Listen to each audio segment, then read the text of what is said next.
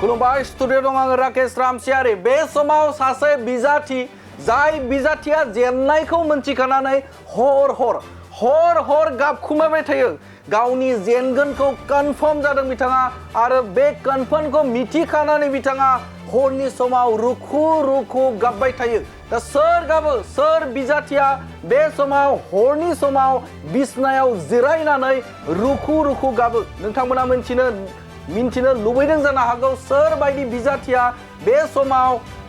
गावनि जेनगोनखौ मिथिखानानै बे समाव रुखु गाबो सोर बुंदों बे बाथ्राखौ आरो सोर बिजाथिया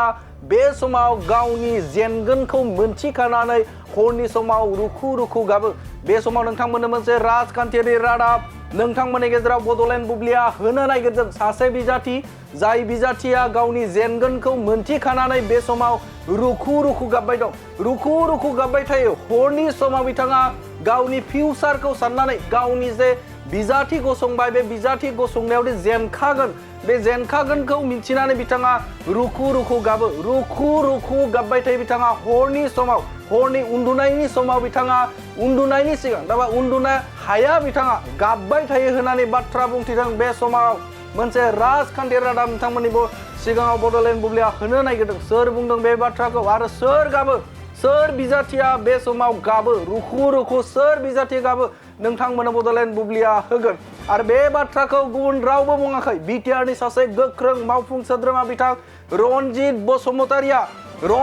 बसुमतारिया बुंदों बिथाङा बुंदों दे सासे बिजाथिया रुखु गाबबाय थायो हरनि समाव बिथाङा जेननायखौ कनफार्म मिथिखादों आरो मिथिखानानै बे समाव बिथाङा गाबबाय थायो होननानै बुंदों बे बाथ्राखौ बुंदों बिथां रनजित बसुमतारिया बिपिएफनि बिजाथि बिथां खाम्फा बरगयारिखौ बुंदों नंगौ बिपिएफनि बिजाथि बिथां खाम्फा बरगयारिखौ बे समाव बिटिआरनि हाग्रा बिफाननि मावफुं सोद्रोमा रनजित बसुमतारिया बुंदों जे बिथाङा जेनगोनखौ मिथिखाबाय खाम्फा बरगयारिया जेनगोनखौ मिथिखाबाय आरो जायनि थाखायनो बिथाङा हरनि समाव उन्दुलांनो हाया बिथाङा आरो बिथाङा बे समाव रुखु गाबबाय थायो होननानै बुंदों बिथाङा गावनि जेनगोनखौ मोनथिखाबाय आरो मोनथिखानानैनो बिथाङा बे समाव रुखु गाबबाय थायो होननानै बुंदों बिथां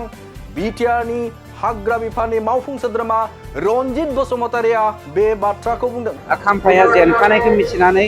हराव गाबबाय थायो बिनि रिपर्टआबो जोंनाव फैदों खाम्फाया जेनखानायखौ मिथिनानै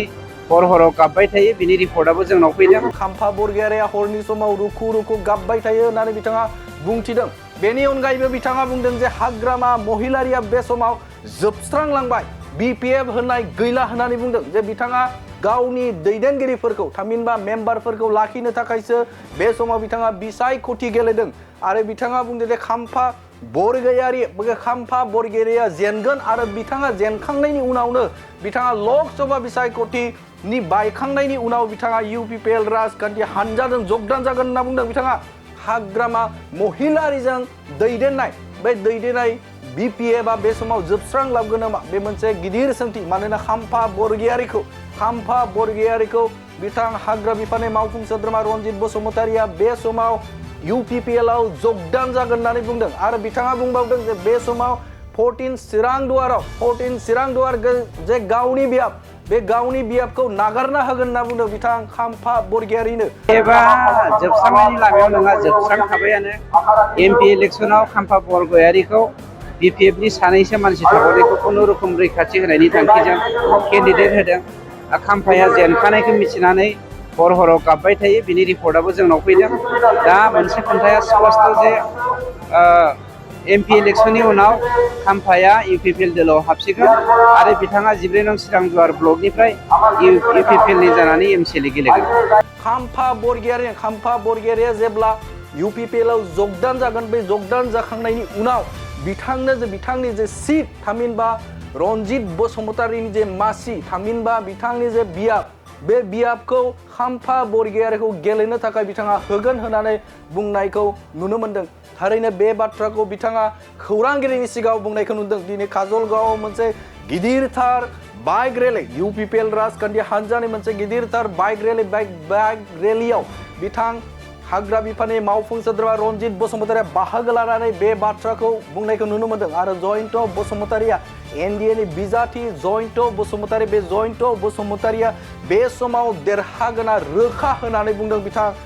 रनजित बसुमतारी बे समाव नोंथांमोननो रनजित बसुमतारी आरोबाव मा बाथ्रा बुंदों नोंथंमोननि गेजेराव बड'लेण्ड बुब्लिया होनि सिडली बियाब LAC 31 नं जि सिडली बियाब बेवहाय मोनथाम हानजाजों लानानै NDA नि गासै 900टा बाइक रेली जोंहा दिनै दङ बे बाइक रेलीनि मेइन उद्देश्यआनो जादों थांनाय 17 बोसोराव BPFआ जोंनि गेजेराव जा गोरोबलायै खौसेथिखौ फोजोबनाय दाङाबाजि बायदिसिना पलिटिक्स खालामबोबाय बेफोरनिफ्राय जोंनि सरकारा मानव गेदेर प्रमद बर' बिथांनि दैदेननायाव जोङो बैफोर समाज बेरेखा हाबाफारिनिफ्राय जोङो समाजखौ उद्धार खालामनो हाबाय बेनिखायनो दिनैनि दिनाव NDA नि जानानै मानव गेदेर दिनैनि प्राइम मिनिस्टार नरेन्द्र मोदी बिथांखौ 3 खेबनि थाखाय प्राइम मिनिस्टार खालामनायनि थांखिजों जोंनि UPPL दोलोनि बिजाथि जयन्त बसुमतारी बिथांखौ MP हिसाबै देरहासार होनायनि मिजिंजों दिनैनि बे बाइक रेलीखौ लानाय जादों। BPFआ जोबस्रांनायनि लामायाव नङा जोबस्रांखाबायानो MP इलेक्सनाव खाम्फा बरगयारिखौ BPFनि सानैसो मानसि थाबावनायखौ खुनुरुखुम रैखाथि होनायनि थांखिजों केन्डिडेट होदों खाम्फाया जेनखानायखौ मिथिनानै हर गाबबाय थायो बिनि रिपर्टआबो जोंनाव फैदों दा मोनसे खोथाया स्पष्ट जे MP इलेक्सननि उनाव खाम्फाया UPPL दोलोआव हाबसिगोन आरो बिथाङा 14 नं सिरांजुवार ब्लकनिफ्राय UPPL नि जानानै MCL गेलेगोन।